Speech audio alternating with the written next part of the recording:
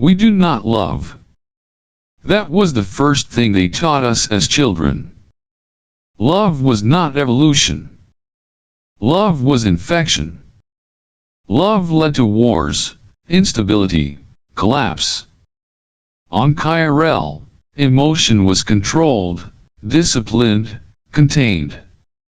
Our minds were clean, our judgments pure. Or so I had believed until he came. His name was Eli Brennan.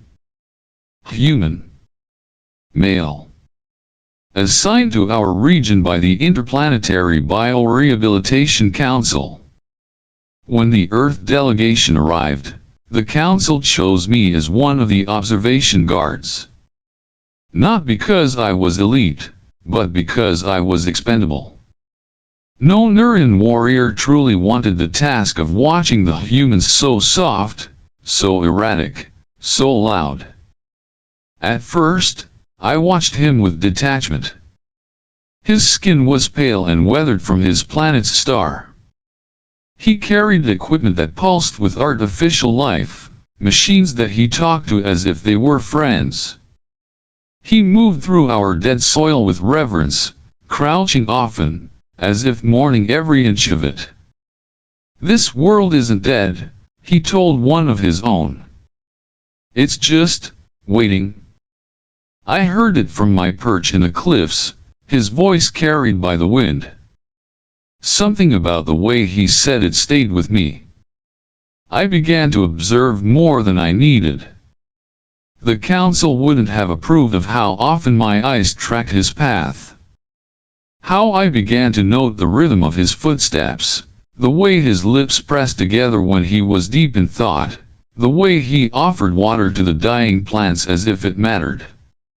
One afternoon, during a nutrient scan, he cut his hand on a fractured shard of volcanic glass.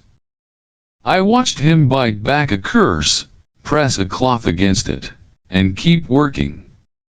I should have stayed hidden. I should have left him to bleed. Instead, I descended the slope. My boots crunched the ash quietly, but he heard. He turned, startled.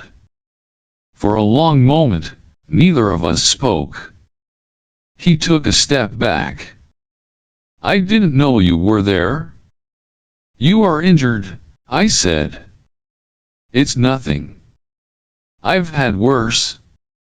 Still, I stepped closer and opened a packet of disinfectant gel. I should have left it at that. Tossed it and turned away. But instead, I reached for his hand. My fingers touched his skin warm, pulsing, human. He tensed, then relaxed. Thank you. No Nyrrhian had ever thanked me before. We do not say such things. We act, we obey, we move on. But he looked at me as though I mattered. After that, I started showing up more often. Not openly, just near. When he collected soil samples, I watched. When he recorded data, I listened. He spoke aloud sometimes, narrating his process. Maybe for the record. Maybe for himself. Maybe because he knew I was there. He started leaving things behind. A flask of water. A nutrient bar. A flower pressed into a book of field notes. Tiny offerings. I did not tell anyone. I did not understand why.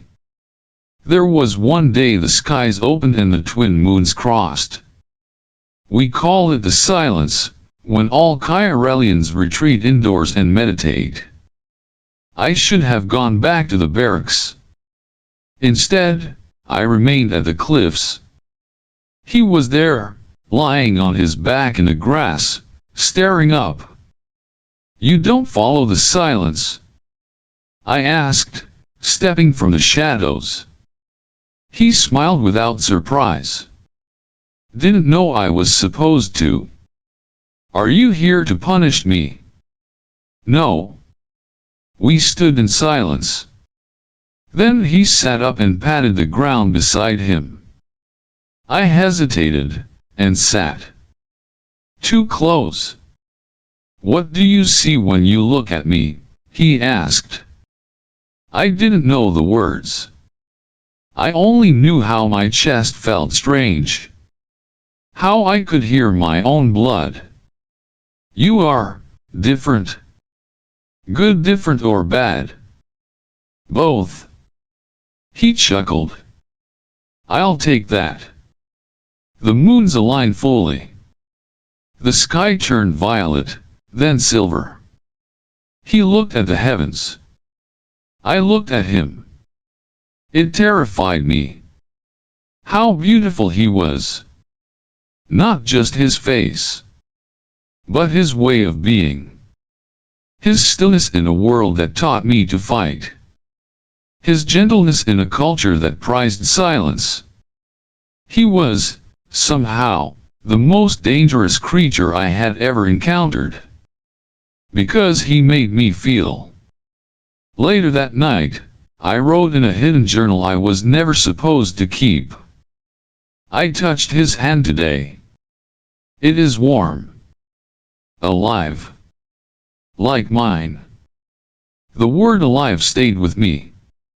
Because for the first time in my life, I realized I wasn't. And worse, I wanted to be. We do not love. But perhaps I was already too far gone. Perhaps love, like life, doesn't ask permission. The first time he screamed, I thought it was an animal. The mountains often echo strange sounds, and I had learned not to startle. But then I heard the second cry, jagged and human. I ran. His shuttle had slipped into a sink basin, one of the unstable patches near the fault lines. His left leg was pinned beneath fractured metal.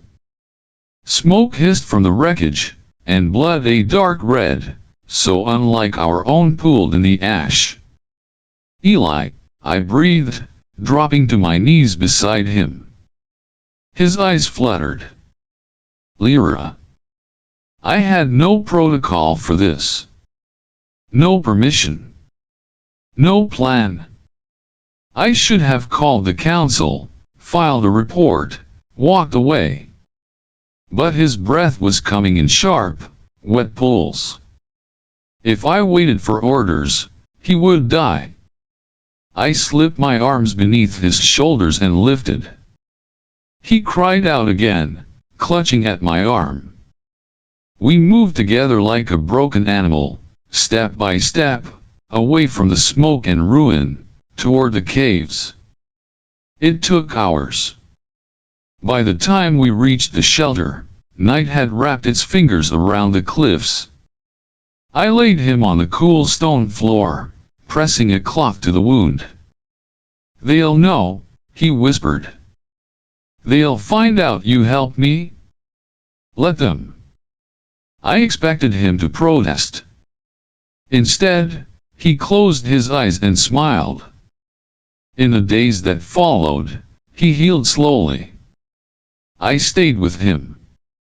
I rationed food from my own stores, filtered water from the springs, ground roots for antiseptic. He talked when the pain dulled about his sister on Earth, his childhood in the rains of Seattle, his first heartbreak. I listened. And when he slept, I watched the rise and fall of his chest. I told myself I was checking his vitals. But the truth was simpler. I needed to know he was still there. It was during one of these silences that he reached for my hand. Just a brush of fingers, tentative. But it was enough. My skin burned. That night, I looked at my reflection in the cave pool. My eyes looked the same. My hair, my markings, all as they should be. But inside, something had shifted. I began to feel cold when he was not near. My chest ached in ways no weapon ever caused. I laughed at his stories. I feared for his life. I longed for his touch. I was infected. On Kirell, we call it the red pulse. A biochemical change triggered by emotional exposure.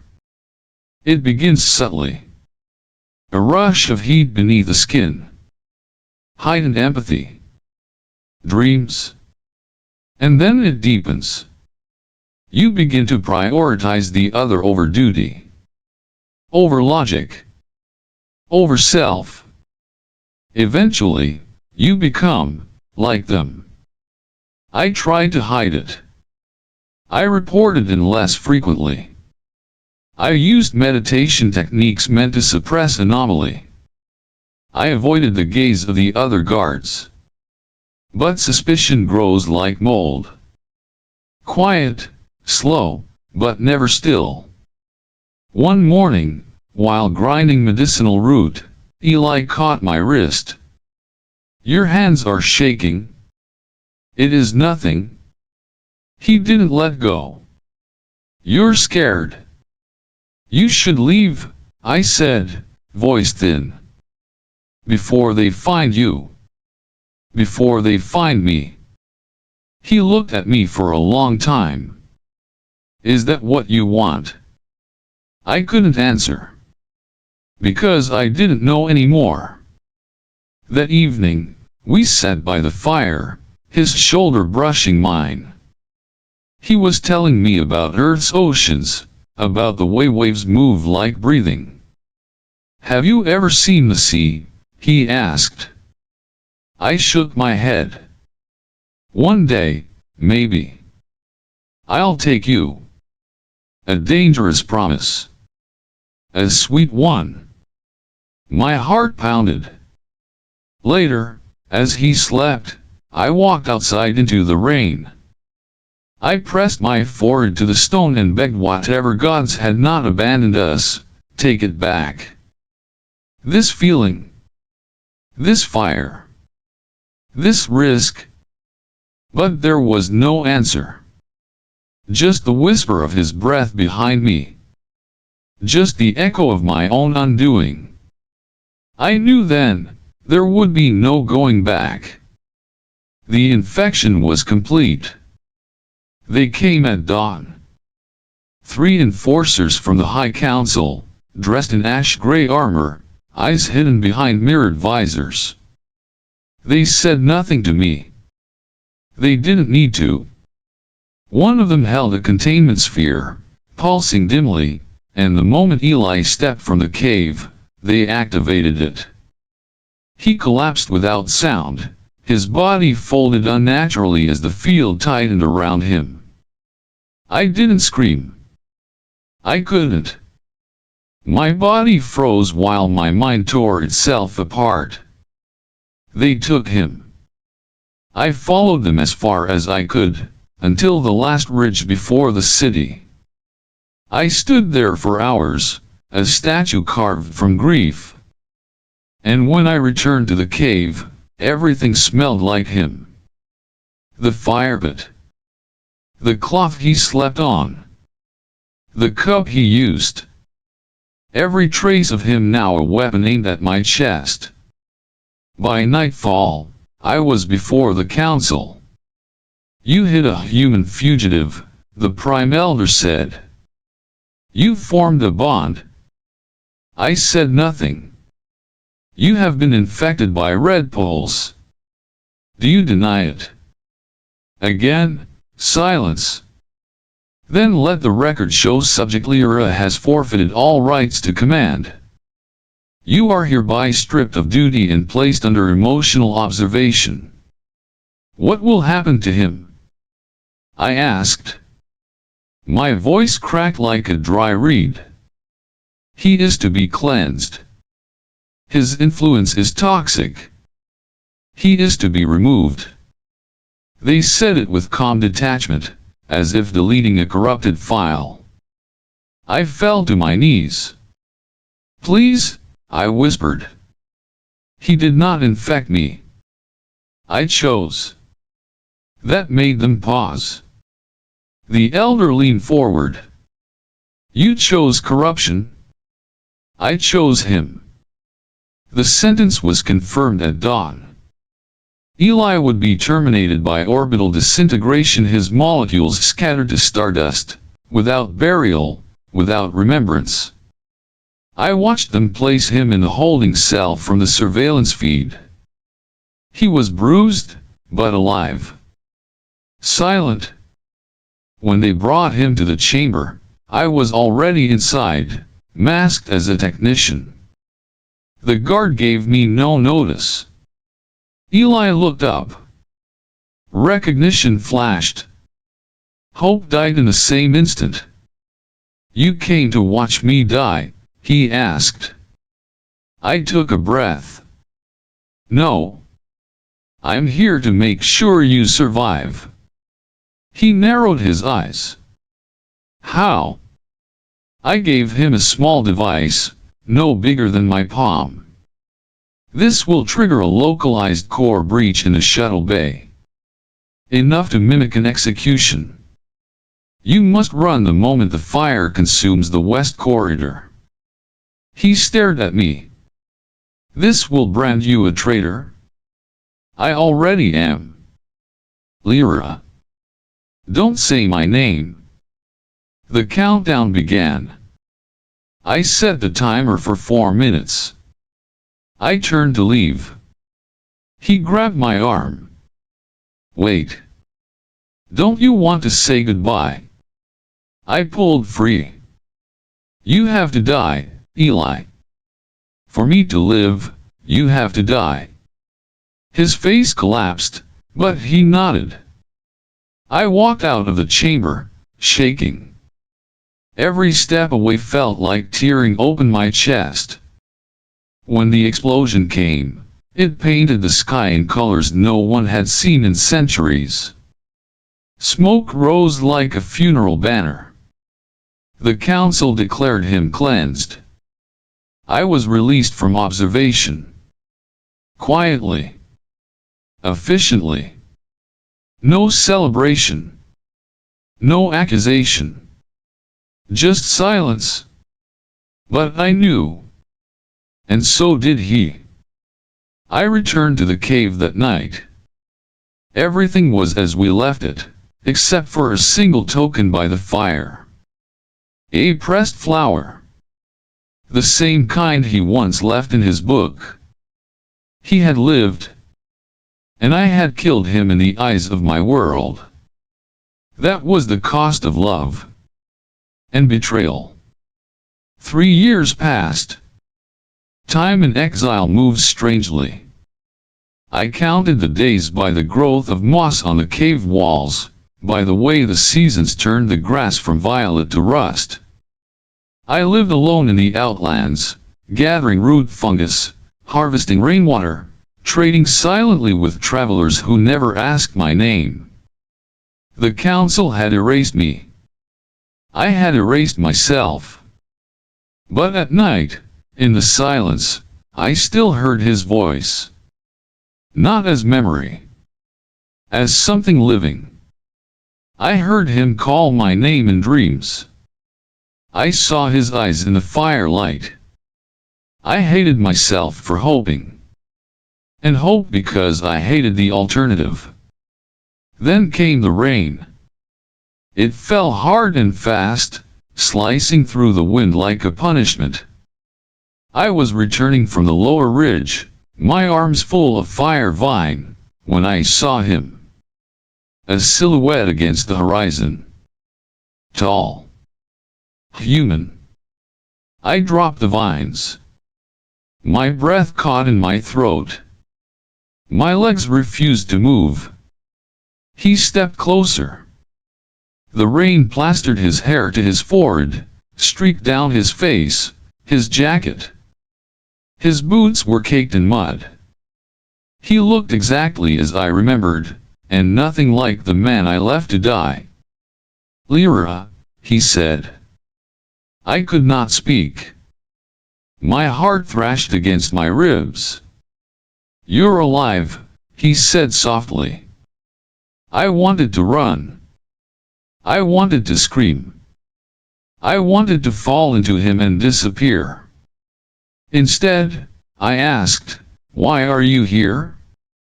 He looked past me toward the cliffs. The Earth delegation intercepted fragments of Council communication. They believe I was executed. They believe Kirell is hostile. They are coming. The world tilted. Coming. Armed. Negotiation is over. If they believe Kirell murdered a scientist, it justifies retaliation. I stepped back. You shouldn't have come. I had to. They'll kill you for real this time. He laughed once, bitter. I figured dying for peace beats living in hiding. The wind surged. Thunder cracked. I stared at him. 3 years of silence. 3 years of guilt. And now he stood in front of me like the storm itself. You were supposed to stay gone, I said. My voice trembled. I know. But I couldn't. Why? He closed the distance between us. Slowly. Not touching me. Because I never got to say what I needed to. The storm drowned everything else. I felt the heat of him through the cold. I hated you, I said. The truth cracked open. For making me feel. For making me choose. I know. I screamed at you to die. You saved me. I let them believe I killed you. He reached out then. His hand hovered near mine. I didn't move. And I let you, he said. I broke. The sob tore from me before I could catch it. He pulled me into his arms, and I let him. The rain soaked through us, but I felt nothing but the rhythm of his heart against mine. For a long time, we said nothing. Then I pulled back. What do we do? If Earth attacks, if Kirell retaliates, we stop them. Together. I shook my head. They won't listen. Not to us. Then we make them. He said it like a promise. Like an oath. I looked at his face, and in the lines carved by pain and hope, I saw the man I had loved. The man I still did. I thought you were a shadow I made up, I whispered. He smiled. Then I guess I'm your shadow in the rain. The wind howled. The world threatened to collapse. But in that moment, standing there soaked to the bone, I felt whole again. He was back. And this time, I wouldn't let him go. The morning after the storm, we stood at the edge of the plateau, staring at the horizon where the Earth fleet would arrive. I had not seen a starship in years, but I still remember the sound they made, a low hum that vibrated in your bones, a reminder that something larger than you was coming. Eli held my hand. He had barely slept, drafting messages, running simulations, calibrating frequencies. We were two outlaws now, trying to broker peace between species who had already declared war. They won't trust you, I told him. You were declared dead. They won't trust you either, he said. You were declared infected. We smiled. It wasn't funny. But it helped. When the ships came, the sky darkened. Shadows fell across the grass. The Nyrrhian Council sent interceptors first, ready to defend. The Earth ships released drones. The air thickened with silent threat. Eli stepped forward onto the central transmitter pad we had repaired from an old outpost. I watched him broadcast live to both fleets. "This is Eli Brennan," he said. "I am alive. And I am standing beside the woman you fear." My breath stopped. Kirell did not murder me. They saved me. One of them did. She chose compassion over law, empathy over duty. And yes, love. The silence that followed was worse than noise. "If you still believe I am a threat, I surrender. But if you believe that understanding is possible, let us prove it. We are not enemies. We are the beginning of something better." He turned and looked at me. I stepped beside him. "My name is Liora," I said. "I am Nyrrhian. I was trained to suppress feeling, to reject it as disease. But I learned that love is not weakness. It is language." I looked straight into the camera. "And if you destroy us, you do not destroy infection. You destroy the cure." There were no cheers. No roars of agreement. Just quiet. A pause. But in that stillness, the Earth ships began to shift. Their formation loosened. The drones pulled back. From the Nyrrhian side, the interceptors hovered, undecided. Then a signal flashed. A reply. It took days to negotiate. Meetings. Translations. Arguments. But Eli never left my side. And I never let my fear rule me again. Eventually, they allowed him to stay. Not as a prisoner. As an envoy. I was reinstated. Not as a soldier. As a bridge.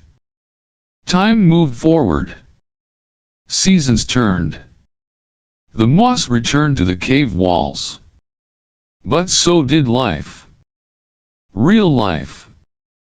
I held our child in my arms under the twin moons, his skin a soft shade between green and rose, his eyes impossibly deep. He cooed at the wind, unafraid. He was the proof of everything they tried to erase. Eli kissed my forehead, then the child's. "He has your calm," he said. "He has your fire," I replied. I looked around at the hills, at the once forbidden soil now blooming with blue thistle and sunfern. Where there was once exile, now stood home. If love was a disease, we had survived the fever. And in its wake, left something stronger. A single tear slid down my cheek. It was not pain. Not sorrow. Just wonder. If we were wrong to love, then let our love remake what's right. Let it save a world. Let it begin one.